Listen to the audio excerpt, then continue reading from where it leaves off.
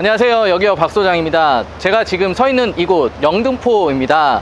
영등포는 대부분의 사람들이 공장지대라고 하는 중공업 지역을 떠올리시는 분들이 많으실 것 같습니다. 지금 제 앞에 이렇게 서 있는 이곳 전면부 모두가 중공업 지역이라고 생각하시면 되는데요. 현재 서울시 중공업 지역의 25%가 영등포 구에 몰려 있고 영등포 전체 면적의 또 20%가 중공업 지역입니다. 중공업 지역으로서 서울시의 성장 기반을 이끌었던 이런 공장지대 기반 시설들이 세월이 지남에 따라서 조금씩 낙후되어 있는 상태로 남아 있는데요.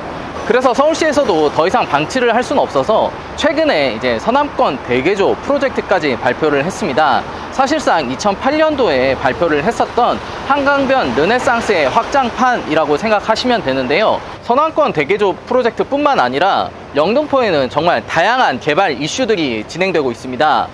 쇳가루가 날리는 공장 단지의 이미지를 벗어나서 새롭게 고층 단지로 거듭나고 있는 영등포를 지금 저와 함께 만나보러 가시죠. 영등포는 크게 세 가지 섹터로 구분할 수가 있습니다. 여의도, 그리고 신길뉴타운, 그리고 이곳 영등포. 여의도 같은 경우에는 서울의 업무지구의 한 축을 담당하는 YBD가 있는 곳이고요. YBD 이곳에는 그 국제 업무지구가 다 이곳에 몰려 있다 생각하시면 되고, 여의도 시범 아파트를 필두로 해서 재건축 사업이 활발하게 진행되는 곳입니다. 그 다음에 이제 두 번째 신길뉴타운 같은 경우에는 재개발 사업으로 이루어진 구역인데요. 총 약 10,000세대가 조금 넘는 미니 신도시급의 대단지 아파트들이 들어서는 곳이기 때문에 이 아파트들로 인해서 지역 이미지가 굉장히 많이 바뀌었고요. 현재 시세는 약 15억에서 19억 정도로 형성되어 있습니다. 이곳은 아까 말씀드린 것처럼 재개발을 위주로 해서 재개발이 필두로 해서 사업이 진행된 곳이고, 우리는 이곳 영등포에 조금 더 집중을 해보겠습니다. 영등포 지역은 현재 YBD라고 하는 여의도 국제업무지구와 영등포 자체의 업무지구가 모두 공존하는 곳이기 때문에 일자리 자체 수요는 굉장히 많다라고 할 수 있겠습니다. 영등포의 중공업 지역이 사실상 애물단지가 된 이유는 여러 가지가 있는데요. 그 중에 하나를 꼽자면 예전에 이제 일자리를 기반으로 해서 성장 동력을 이끌어 왔던 이 기반 시설들이 산업 시설들의 노후화로 인해서 좀 애물단지가 된 부분이 가장 큰 이슈라고 볼 수가 있겠습니다. 최근에 발표한 이제 서남권 대개조 프로젝트 안에서도 온수산업단지, 김포공항, 그리고 공군부대 개발에 대한 이슈가 담겨 있는데요. 사실상 핵심은 영등포라고 생각해 보시면 됩니다. 그 이유는 크게 두 가지로 볼 수가 있겠는데요. 영등포의 입지적인 측면, 즉 확장성 측면을 좀 말씀드릴 수가 있겠습니다. 부동산에서 사실 확장성이라는 부분이 굉장히 중요한데, 서남권 프로젝트의 핵심은 이 서남권 지역은 사실 확장성 측면에서 굉장히 막혀 있습니다. 그렇기 때문에 확장성 부분이 굉장히 제한을 받을 수밖에 없는데, 영등포 지역은 이러한 확장성 측면에서 다양하게 멀리 뻗어나갈 수 있는 입지의 위치에 있기 때문에 확장성이 굉장히 크다라고 할 수 있는데요. 마곡, 여의도, 강남 어디로든지의 접근성이 훨씬 더 수월하기 때문에 영등포의 수요가 당연히 몰릴 거고요. 이 입지적인 측면에서 봤을 때 영등포는 꼭 한번 주목을 해보셨으면 좋겠습니다. 그리고 또한 두 번째 이유는 바로 GTX에 대한 부분을 꼽을 수가 있겠는데요. GTX의 발달로 인해서 GTX는 사실상 빨대 효과를 일으키는 부분이 있습니다. 빨대 효과로 인해서 서울 중심지의 상권이 더욱더 강화될 것이기 때문에 영등포를 주목하는 이유가 바로 여기에 있는 겁니다. 영등포에는 1000세대가 넘는 아파트들이 많이 없습니다. 양평동의 한신아파트, 당산동 삼성 레미안 4차, 그리고 물레자이, 그리고 지금 이곳 영등포 아크로스퀘어입니다.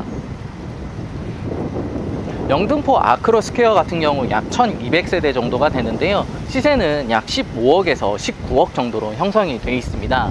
영등포 재정비 촉진지구가 완성이 된 아파트이고요. 이 건너편으로 보면 이제 영등포 1-14구역 영등포 푸르지오 위브입니다.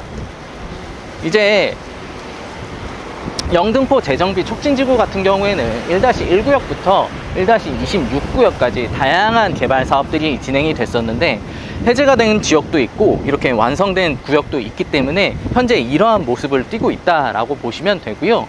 이 뒤쪽으로 가면 이제 공구상의 모습이 보이는데, 아크로스퀘어 같은 경우, 그리고 재정비 촉진 지구 내의 아파트 투자는 사실상 현재 투자금만 봐도 한 7억이 넘기 때문에 소액 투자와는 조금 거리가 멉니다.